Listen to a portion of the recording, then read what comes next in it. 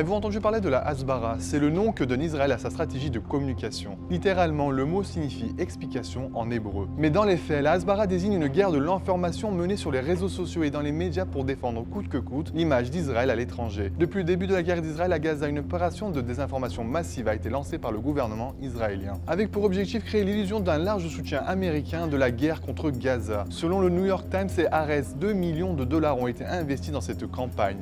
Comment?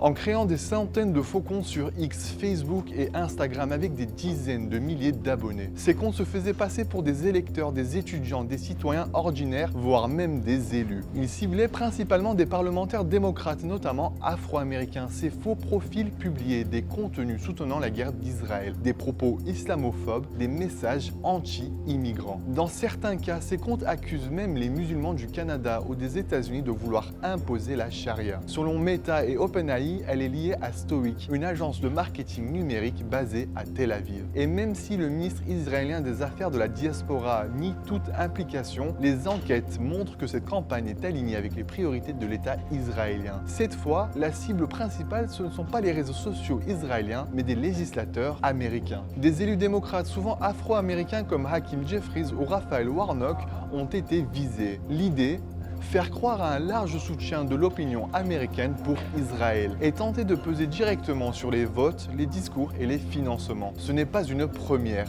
En 2023, un média canadien avait déjà révélé qu'un sondage d'opinion avait été commandé par le consulat israélien à Toronto pour orienter les perceptions de la guerre à Gaza. Ce que révèlent ces enquêtes, c'est l'ampleur d'une stratégie bien connue sous un nom bien précis, la Hasbara. Un mot hébreu qui signifie explication, mais que ces critiques traduisent aujourd'hui par propagande d'État.